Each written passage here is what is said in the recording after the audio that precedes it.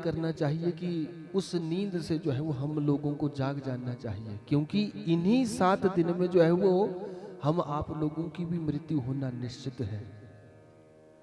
क्योंकि यदि रविवार से और शनिवार तक आप गिनेंगे तो केवल और केवल जो है वो 7 ही दिन होंगे, और इन्हीं 7 दिनों में भी हमारा आपका मरना भी जो है वो निश्चित है। इसलिए कथा जो है ये कोई मनोरंजन का साधन नहीं है, ये आत्म मंथन करने के लिए जो है वो कही गई है। कथा से ज्ञान करना है कि हमें भी अपने जीवन काल में कुछ ना कुछ ऐसा भगवान का हमारा भजन बन जाए, कोई ऐसा नाम सदैव हम जाप करते रहे जिससे हमारा कल्याण हो। राजा परीक्षित को सुखदेव जी महाराज कहते हैं कि अरे परीक्षित, तुम तो सौभाग्यशाली हो, तुम्हारे पास तो 7 दिन अभी शेष बचे हैं। परंतु मैं तुम्हें बात बताऊं, सूर्य वंश में एक खटवांग नाम के राजा हुए। उन्हें तो 2.5 घड़ी में मरने का जो है वो श्राप मिला था।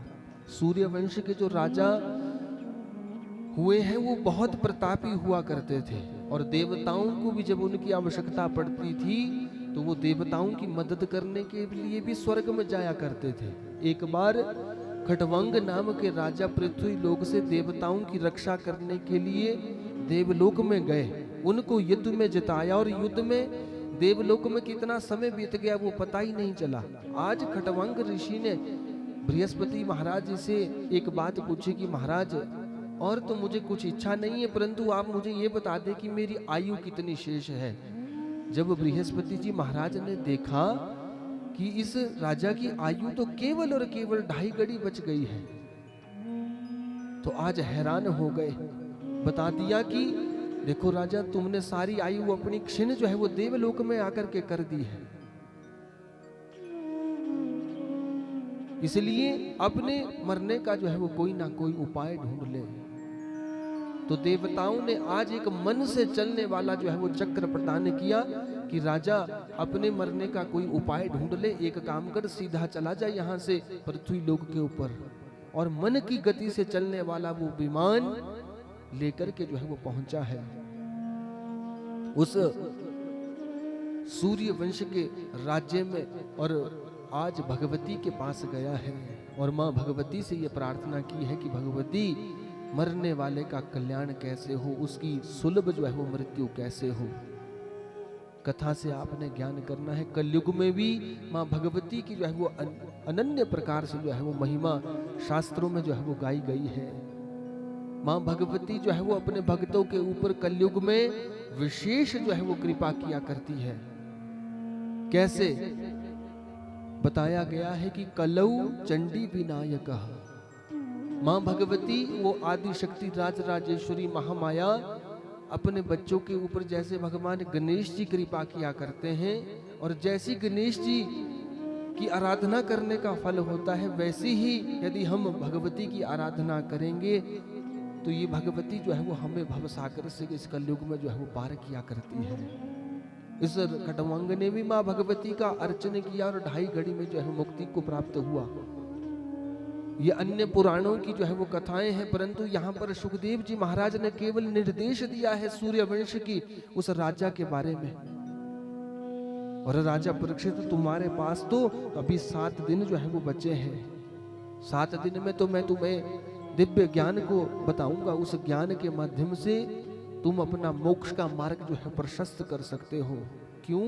क्योंकि तुम अब सब अपने घर के काम को छोड़ करके केवल और केवल भगवान के भजन के लिए आए हो।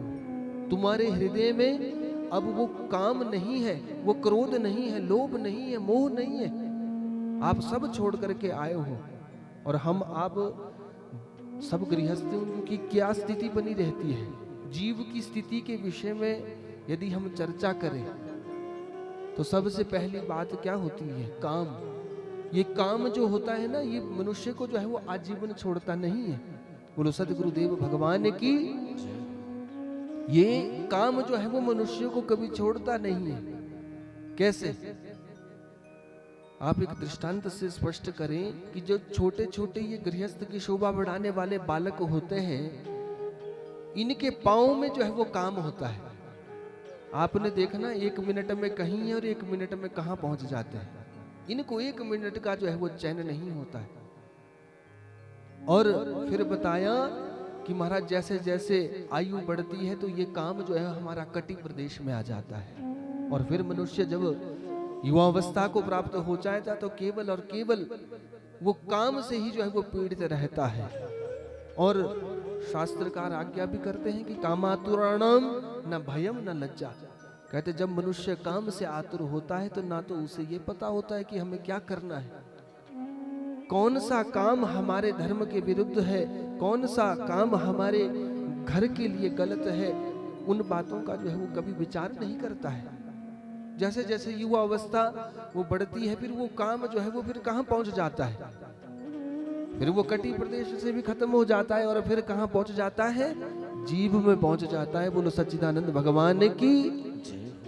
उसके बाद फिर जब 50 की आयु पूरी हो जाती है ना, और फिर रिटायरमेंट भी हो जाती है, तब केवल और केवल फिर व्यक्ति घर में आकर के अपने पुराने विषय में ही बताता रहता है कि मैंने ऐसे नौकरी की, मैंने वहां पर ये किया, मैंने वो किया, परंतु उसका जो है वो भजन में कभी भाव नहीं बन पाता है। ये जीव की स्थिति है। परंतु यहाँ पर कथाकार निर्देश देते हैं, शास्त्र आज्ञा करते हैं कि उस काम को जो है वो अब कम कर देना चाहिए, उस जीव को जो है वो अब कम कर देना चाहिए, उस जीव को भगवान के नाम में लगाना चाहिए।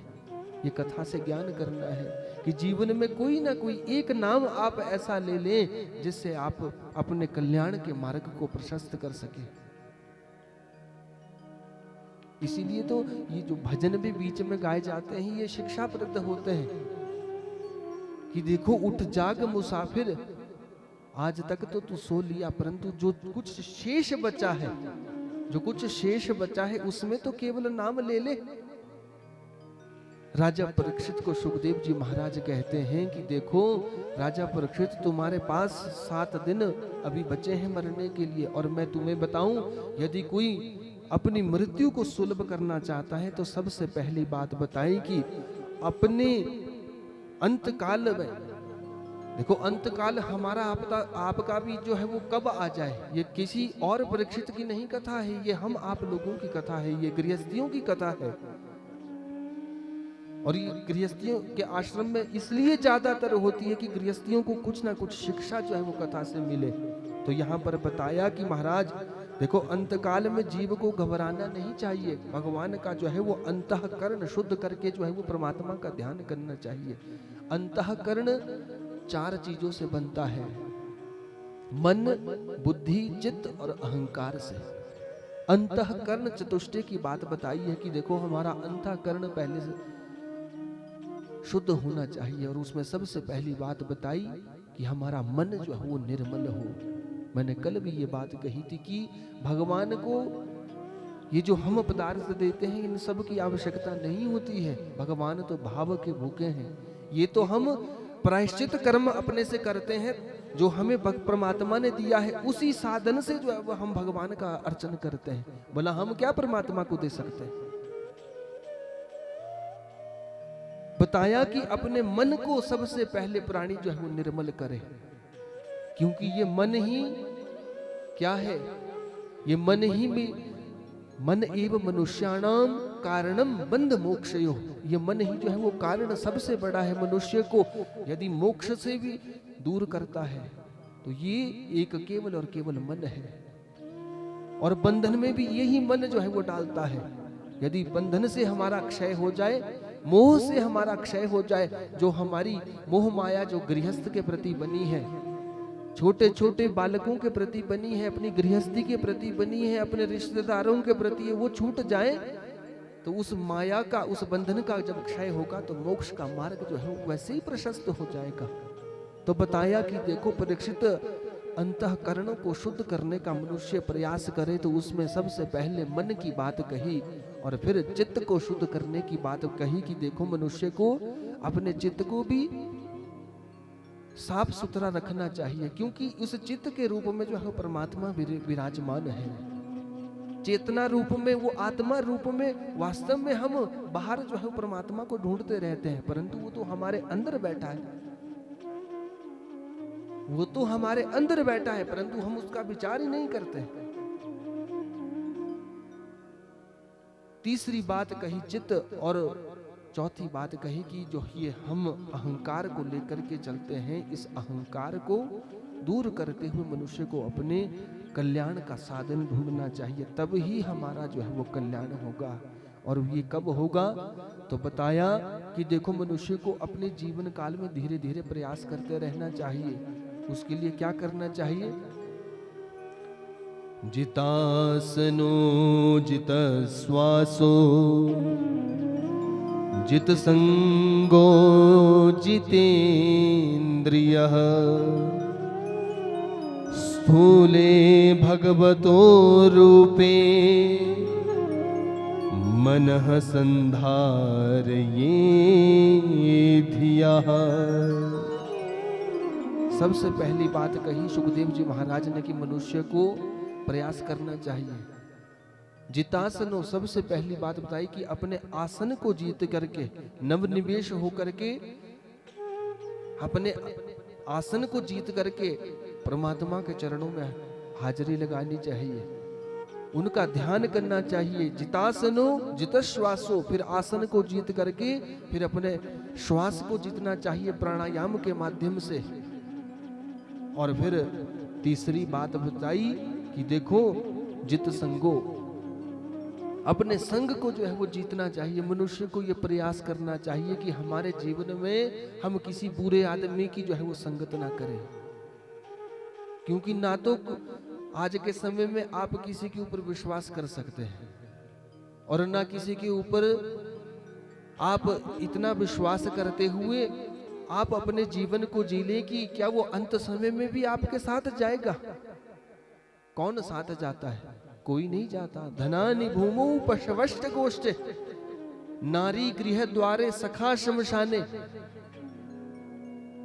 क्या होता है? धन जो है वो यहीं का यहीं रह जाता है। धनानि भूमौ, ये सब यहीं रह जाता है। पशवश्च गोष्ठे, जो हमने अपनी गौ माताएं भी जो कुछ घर में बांधी हुई होती है वो भी ओपरे में ही रह जाती है। बोलो सच्चिदानंद भगवान की जय हो। नारी गृह द्वारे सखा शमशाने, नारी जो भी हमारी पत्नियां होती है, हमारी बहनें होती हैं, देवियां होती है, वो सब घर के दरवाजे तक ही जो है वो रह जाती है। जब मृत्यु होती है तो उनको भी जो है वो साथ नहीं भेजा जाता है। सखा शमशाने, ज्यादा से ज्यादा जो हमारे सगे संबंधी मित्र बंधु होंगे वो शमशान तक जाकर के हमारा साथ देंगे, परंतु साथ यदि जाएगा तो केवल और केवल धर्म जाएगा। यही यहाँ पर निर्देश देते हैं परीक्षित जी महाराज की अपने संग को मनुष्य को जो है वो शुद्ध रखना चाहिए। नारद भक्ति सूत्र में एक बड़ी सुंदर बात लिखी है कि कस्तरती कस्तरती कस्तरती मायाम। तो उसका उत्तर देते हुए लिखा है कि यो संगस्य जति सतरती, जो संग का कुसंग का त्याग करता है अपने जीवन में, वही जो है वो परम पिता परमात्मा को जो है प्राप्त होता है। इसलिए ये प्रयास करना चाहिए कि हमारा जीवन में जो है वो संग किसी बुरे व्यक्ति के, जिसके विचार बुरे हैं, जिसके मन के विचार बुरे हैं, जो वाणी से सदैव बुरा ही बुरा कहता हो, कर्म से भी वो बुरे ही बुरे कर्म में प्रवृत्त हो, उस व्यक्ति के पास जाने की आवश्यकता नहीं है। उसका संग भी नहीं करना चाहिए। कायिक वाचिक मानसिक जो है वो हमारे से किसी के लिए पाप नहीं होने चाहिए, ये निर्देश दिया यहाँ पर। और फिर चौथी बात बताई कि मनुष्य को जितेंद्रिय होना चाहिए। जितेंद्रिय का अर्थ होता है जो हमारी इंद्रियां होती है, 5 कर्म इंद्रियां, 5 ज्ञान इंद्रियां। ये इंद्रियां जो है वो बाहर की ही चीजों का जो है वो भोग करना चाहती है। ये इंद्रियां जो है वो सदैव बाहर को ही देखती है। इन इंद्रियों को जीतना चाहिए। और यदि इन इंद्रियों को जीत लें तो महाराज ये जो जीव है ना, ये क्या चाहती है कि महाराज हम तो अच्छे अच्छे ही जो है वो भोजन पदार्थ खाते रहे, परंतु स्वाद कहाँ तक का है? केवल और केवल जीव तक का है। उसके बाद तो सबने विष्टाई बनना है। बोलो गोविंद भगवान की जय हो। परंतु उस स्वाद के चक्कर में हम ना जाने फिर कितनी बीमारियों के जो है आजकल शिकार हो चुके हैं। फिर पहुंचते हैं कि कोई रिपन पहुंचता है, कोई आईजीएमसी पहुंचता है, फिर जब वहां से भी छोड़ देते हैं तो पीजीआई तक पहुंच जाते हैं, परंतु बचेंगे नहीं, क्योंकि ये इंद्रियों का सुख जो है वो कभी किसी को ऐसा सुख प्रदान नहीं कर सकता जो भगवान का भजन प्रदान कर सकता है। यहां बताया है कि जितेंद्रिय, और फिर बताया कि जितेंद्रिय होने के बाद सूले भगवतो रूपी मन संधार ये सिद्धि दिया। कहते फिर अपनी मति को जो है वो परमात्मा के चरणों में लगाए। यदि आपका आसन पक्का हो गया हो, आप प्राणायाम से अपने श्वास को जीतते हो, जित संग को जीतते हो, इंद्रियों को जीतते हो, तो भगवान का ध्यान करे। और कैसे भगवान का ध्यान करे वो बताया कि वो परमात्मा जो है वो विराट स्वरूप है, उसके 1000 सिर है, उनकी 1000 जो है वो बाजुएं हैं, और भू भुआ स्व मह जन तप सत्यम, वो अनेक लोकों में जो है वो विद्यमान है। और जो नीचे के हमारे जो 7 लोक है, अतल अतल वितल सुतल रसातल महातल पाताल, ये सब जो है वो भगवान का शरीर मानो हो, उन सब लोकों में जो है वो विद्यमान है। बताया कि देखो भगवान का जो मुख है वो कौन है, वो भगवान का मुख जो है वो ब्राह्मण है, और क्षत्रिय जो है वो भुजाएं हैं, और जो भगवान की जांघें हैं वो वैश्य लोग है, और जो चरण है वो जो दास लोग कहे जाते हैं वो चरण है। परंतु ऐसे ही उन विराट पुरुष भगवान का जो है वो दर्शन करते हुए उनके चरणों में जो है वो ध्यान लगाना चाहिए। और फिर वेदांत की दृष्टि से बताया कि महाराज देखो परामुक्ति और अपरामुक्ति के बारे में बताया है कि देखो 2 प्रकार की मुक्ति है परीक्षित। मनुष्य चाहे तो वो कैसे भी अपनी मुक्ति को जो है वो प्राप्त कर सकता है। एक बताया सद्यो मुक्ति और एक क्रम मुक्ति, और वेदांत में इसे बताया है परामुक्ति और अपरामुक्ति। सद्यो मुक्ति का अर्थ है कि आप बाल्य काल में ही जब आप अध्ययन काल में जाए, वहां से ही यदि आप संन्यास को चले जाते हैं तो वो परामुक्ति का साधन है, वो सद्यो मुक्ति है। परंतु ऐसा ना हो कि आप संन्यास में तो चले जाएं, परंतु जब आप बाबा बन जाए, सन्यासी बन जाए, तब जो है वो कोई ऐसा निकृष्ट आप कर्म कर दें कि आपको जो है वो गृहस्थ आश्रम में आना पड़े, ऐसे कोई गलत कार्य में आप प्रवृत्त हो जाएं कि आपको जो है वो मुंह की खानी पड़े। इसलिए बचना है, क्योंकि कलयुग में सन्यास जो है वो सुलभ नहीं है। सन्यासियों का बड़ा दुर्लभ जो है वो जीवन होता है, और जब सन्यास धारण करवाया जाता है तो उनकी स्थिति क्या होती है, उनके शरीर का जो है वो पहले ही पिंडदान कर दिया जाता है, उसके बाद केवल और केवल वो शव की तरह होता है। सन्यास धारण करना कोई साधारण बात नहीं है। कर्म मुक्ति के विषय में बताया कि मनुष्य को चाहिए कि वो अपनी कर्म मुक्ति को अपनाए।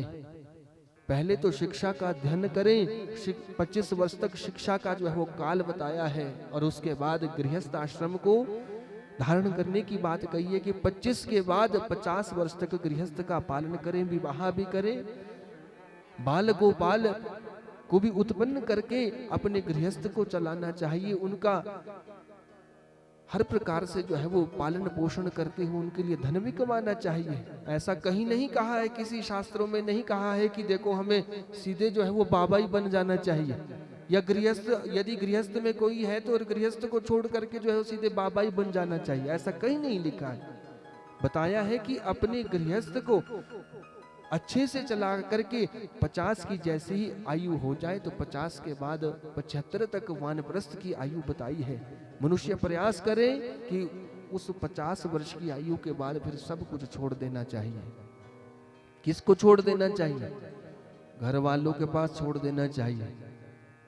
ये ना हो कि आप बहू और बच्चों को फिर भी केवल और केवल वो चाबियां जो है वो अपने पास लटका करके रखे और बहू और बच्चे रहे खाली घर में। बोलो गोविंद भगवान ने की निर्देश दिया कि फिर छोड़ देना चाहिए। उन्होंने तो आज भी वही करना है, कल भी वही करना है जो उनका मन करेगा, परंतु वो 50 के बाद विरक्ति का भाव जो है वो हमारे हृदय में आ जाना चाहिए। और फिर 75 के बाद फिर मोक्ष के मार्ग में जो है प्रशस्त होना चाहिए। यहां पर सुखदेव जी महाराज कहते हैं कि ये क्रम मुक्ति का साधन है।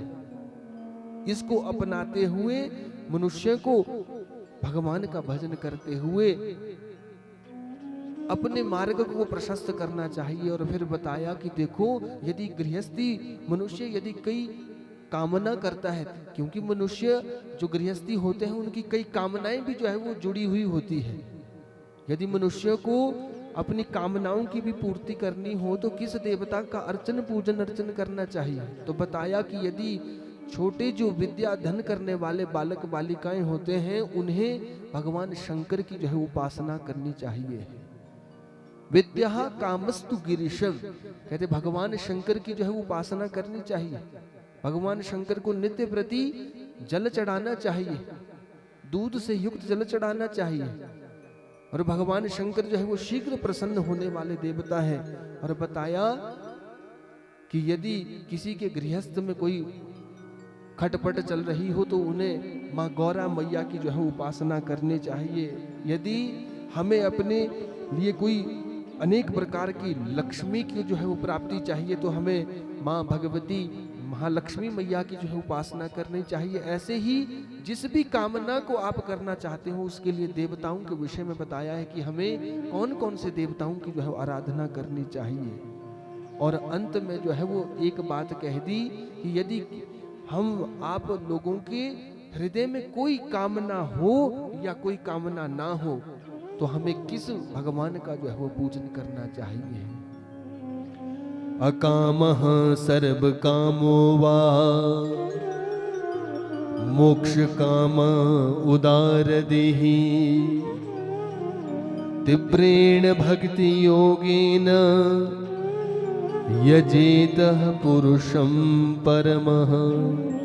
अकामः सर्व कामो वा, हमारे मन में कोई कामना है या कोई कामना नहीं है तो उन सब कामनाओं की पूर्ति के लिए भी और किसी भी कामना को यदि हृदय में धारण नहीं भी किया है तब भी तीव्रेण भक्ति योगेन यजेत पुरुषम परम, कहते हमें उन नारायण भगवान की जो है वो भक्ति करनी चाहिए। बोलो सच्चिदानंद भगवान की, जो कलयुग में जो है वो सब ने छड़ दी है।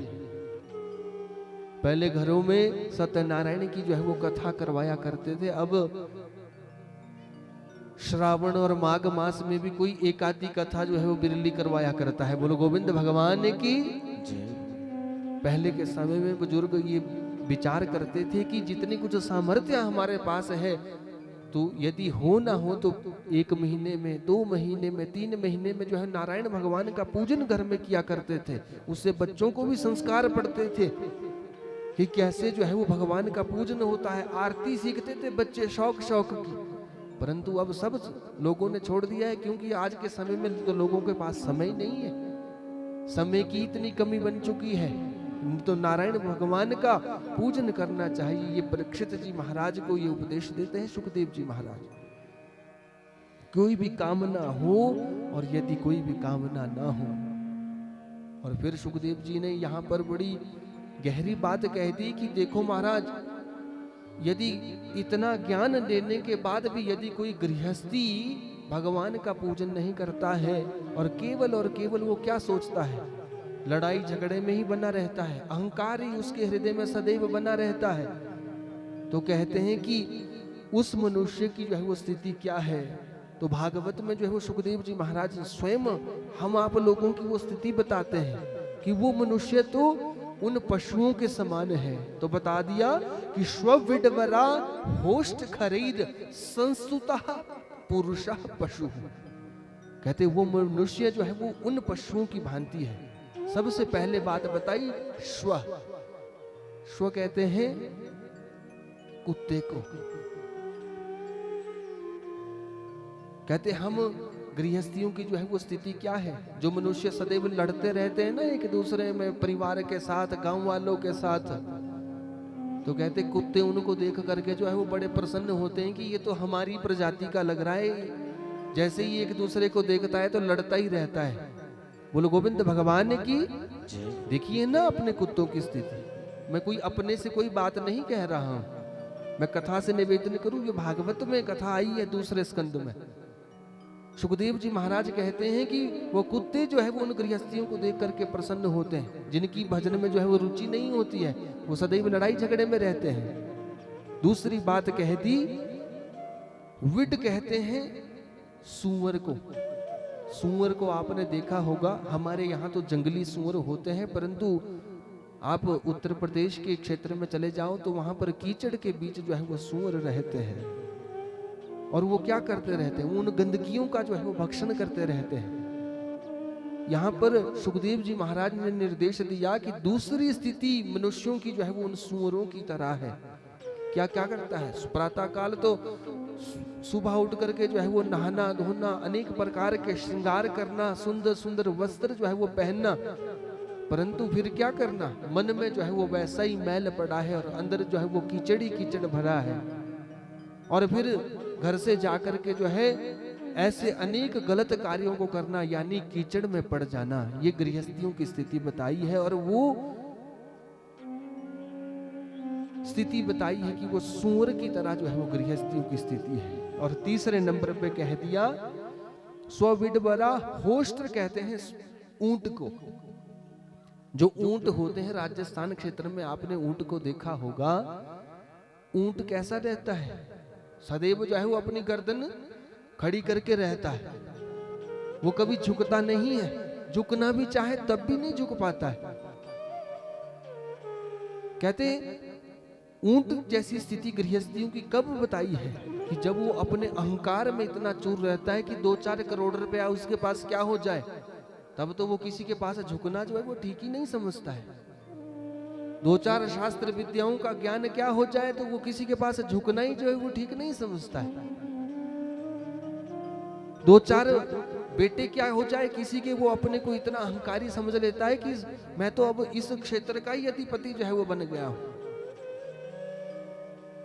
फिर उसकी ऐसी स्थिति बन जाती है ऊंट की तरह, ना तो वो किसी के पास झुकता है, और वो तो सोचता है कि मेरे पास तो धन बल है, मेरे पास तो पुत्रों का बल है, मैं मुझे झुकने की क्या आवश्यकता है। तो उनकी तुलना जो है वो ऊंट के साथ की है कि वो मनुष्य ऊंट की तरह है जो अपने जीवन में सब कुछ होते हुए भी भगवान का भजन न करे। और चौथी बात कही है, खर कहते हैं संस्कृत भाषा में गधे को, और गधे की तरह स्थिति जो है वो गृहस्थियों की बताई है कि गधा भी जो है वो अपने जीवन काल में जैसे ही बड़ा होता है तब से लेकर मरने पर्यंत तक तो है वो बोझा ढोता है। परंतु आपने सुना कि किसी गधे को भी जो है वो आज तक अवार्ड मिला हो? सुना किसी ने कि गधे को भी कि आज तक कहीं अवार्ड मिला हो? नहीं। सिर तो हिला दो, क्या याद सुना होगा किसी ने तो मुझे बता दो। आज तक सुना है आपने कि गधे को भी कभी अवार्ड मिला है? नहीं मिला है। क्यों? सारी उम्र जो है वो बोझा ढोता रहता है और अंत में मृत्यु को भी वैसे ही प्राप्त हो जाता है। और हम आप लोगों की भी ऐसी स्थिति है, जैसे ही हम अपना होश आवास संभालते हैं तब जो है वो पीठू चढ़ जाता है, वो झोला चढ़ जाता है, और वो तब तक चढ़ा रहता है जब तक हमारी मृत्यु नहीं होती। परंतु शाम को सुनील जी बता रहे थे कि महाराज यदि झोला चढ़ भी जाए तो वो वही लोग उठाते हैं आजकल इस झोले को जो नौकरी करने के लिए जाते हैं, तो 60 वर्ष के बाद उनका झोला भी जो है वो छूट जाया करता है। परंतु मैं इनसे निवेदन कर रहा था, मैं कहा वो तो अब 60 साल के बाद भी नहीं छूटता है, उसके बाद पोता पोती का बैग चढ़ जाता है। बोलो गोविंद भगवान की।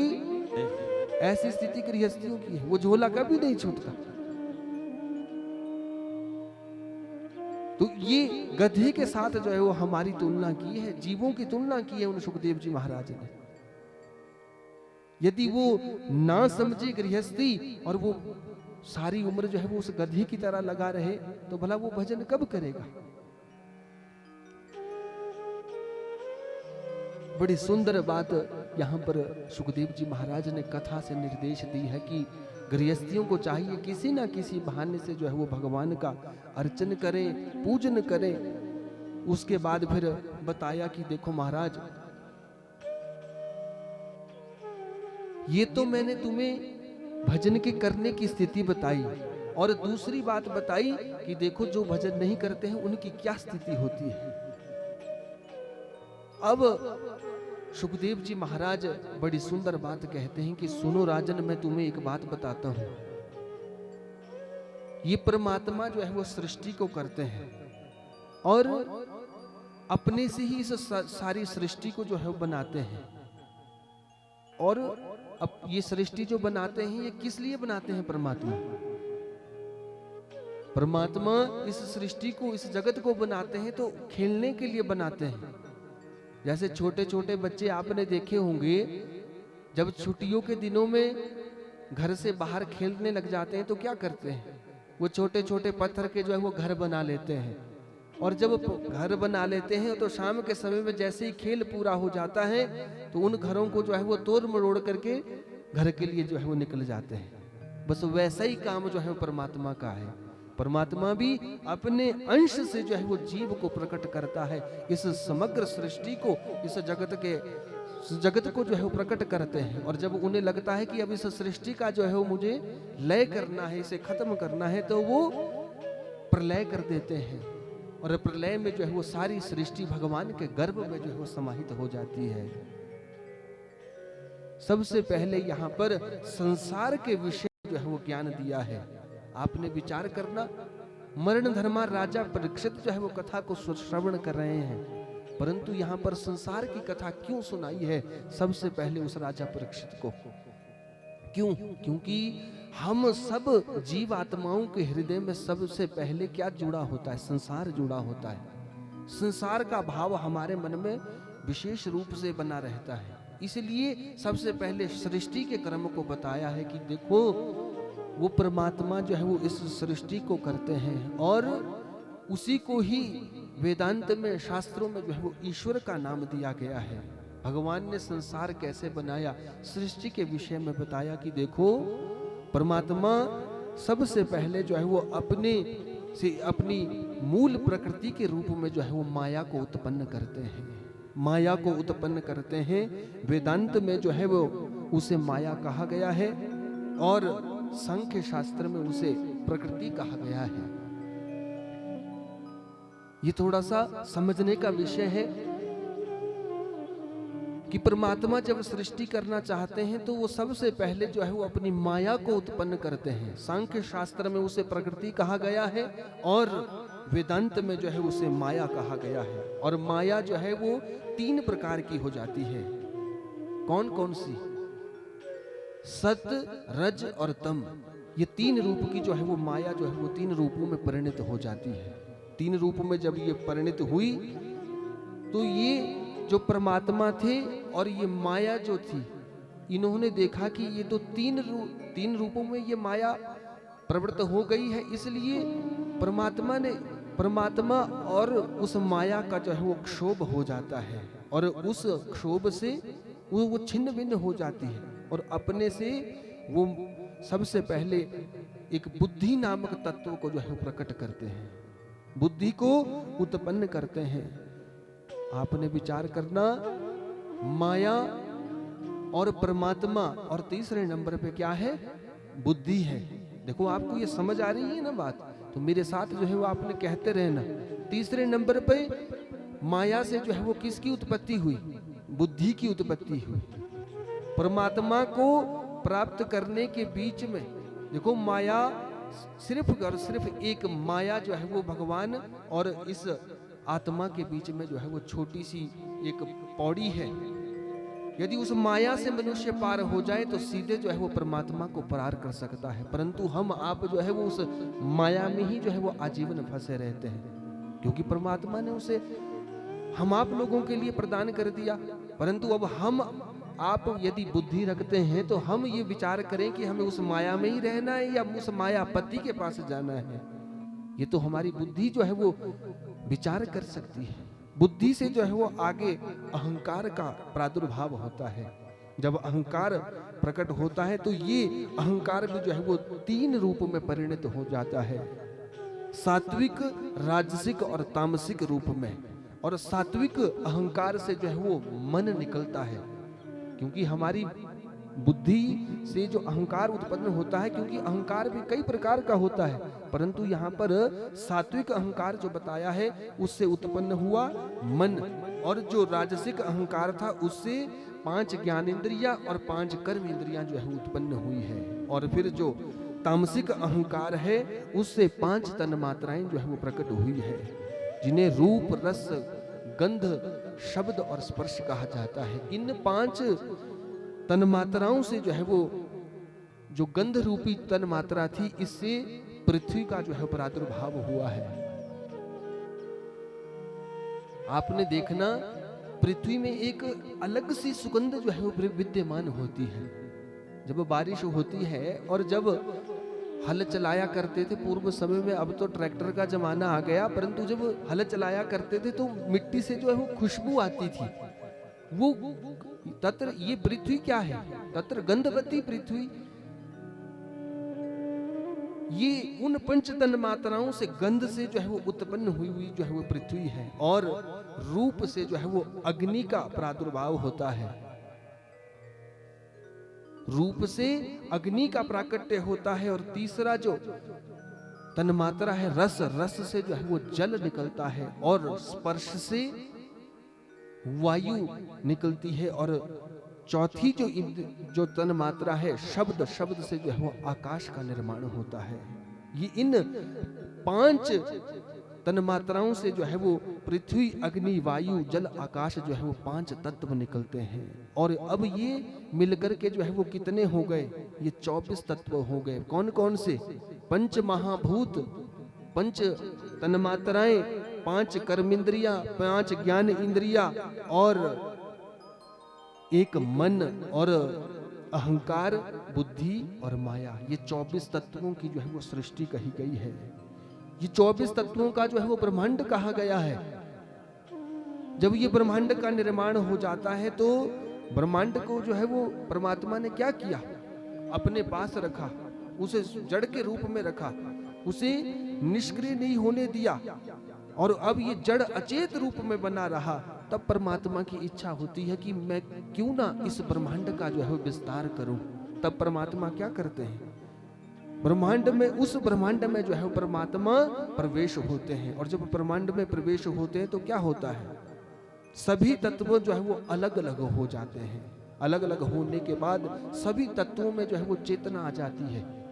अभी तक ये केवल और केवल तत्व थे, परंतु जैसे ही इसमें, इस ब्रह्मांड में परमात्मा ने प्रवेश किया तो सब में चेतना आ गई, वो शक्ति आ गई और परमात्मा का अंश आ गया।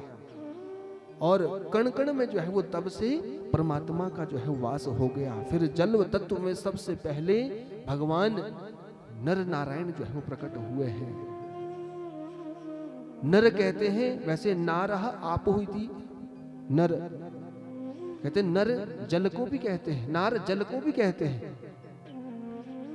उस जल के ऊपर एक पुरुष जो है वो परम पुरुष के रूप में जो है प्रकट हुए, नारायण जो है प्रकट हुए।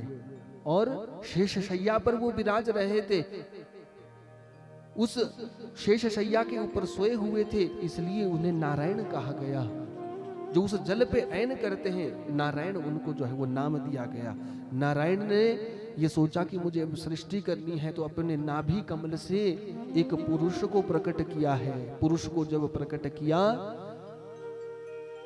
तो उस पुरुष ने ये देखा कि मैं कहां से उत्पन्न हुआ। इधर उधर देखने लगा, चारों तरफ उसे जो है वो जल ही जल दिखाई दिया। जब जल दिखाई दिया तो उसके 4 सिर हो गए, परंतु उसने मन में ये विचार किया कि मैं कौन हूं। अपने जन्म के स्थान को ढूंढने का प्रयास किया, तो आज क्या किया? सीधा उस कमलनाद में ही जो है प्रवेश कर दिया। हजारों वर्षों तक जो है वो उस कमलनाद का जो है वो अंत ढूंढता रहा, परंतु वो परमात्मा के नाभि कमल से निकला है। आपने विचार करना, आज भी जब कोई शिशु उत्पन्न होता है तो वो अपनी, उसकी नाभि जो है वो कैसी होती है? मां से जो है वो लगी हुई रहती है। अर्थात कहने का तात्पर्य क्या है कि वो जीव जो है वो जब गर्भ में होता है तो परमात्मा की ही कृपा से वो उस गर्भ में रहता है। और जब नाल छेदन किया जाता है तब जो है वो उस पृथ्वी लोक में आता है। और पृथ्वी लोक में आने के बाद वो पुरुष स्त्री का जो है वो उसे ज्ञान करवाया जाता है। कहने का क्या अभिप्राय है कि वो परमात्मा, वो नारायण, उन्होंने अपने नाभि कमल से जो है वो उस पुरुष को उत्पन्न किया। और वो पुरुष जाते ही उस नाभि कमल में चला गया कि मैं देखता हूं कि मैं पैदा कहां से हुआ। हजारों वर्षों तक जो है वो घूमता रहा, परंतु उस नाभि कमल का अंत नहीं प्राप्त कर पाया। वापस जो है वो वहां पर आया, उस कमल के ऊपर आया और वहां पर आज आकाशवाणी हुई है कि तुम तप करो, तप करो। जैसे आपने नलके से जब कोई जल की बूंद गिरती है तो कैसे देखी होगी, टप टप की आवाज आती है ना, वैसे ही उस समय उन दिव्य पुरुष को भी वो बात सुनाई दी। और उस जीव को जो है वो परमात्मा ने ब्रह्मा का नाम दिया कि तुम जाप करो। उन्हें ओमकार की ध्वनि जो है वो सुनाई दी और कहा है कि स्पर्शेतु षोडशः वर्णः। आज हमारी वर्णमालाओं का जो 16वां अक्षर होता है त और 24वां अक्षर होता है प, आज तप का जो है वो नाम सुनाई दिया और कहा कि ब्रह्मा तुम तप करो, तप करो। और यहाँ पर नारायण भगवान ने जो है ब्रह्मा को दर्शन दिए हैं। नारायण ने कहा है कि सुनो, मेरी सृष्टि करने की जो इच्छा है, तुम इस सृष्टि के जो है वो सबसे आदि पुरुष हो, मैं तुम्हें आज्ञा देता हूं कि तुम जो है वो तपस्या करो। परंतु अब ये ब्रह्मा भी जो है वो मोहित हो गए। जब ब्रह्मा जी मोहित हो गए तो यहाँ पर नारायण भगवान ने जो है वो अपनी सत्ता का बोध करवाया है। और जब सत्ता का बोध करवाया तो 4 श्लोकी भागवत जो है वो आज ब्रह्मा जी को प्रदान की है कि सुनो ब्रह्मा, इस 4 श्लोकी भागवत को ग्रहण करो, कालांतर में जो है वो तुम्हारा कल्याण होगा, तुम्हें सृष्टि करने में कोई जो है वो परेशानी नहीं होगी। 4 श्लोकी भागवत प्रदान किया।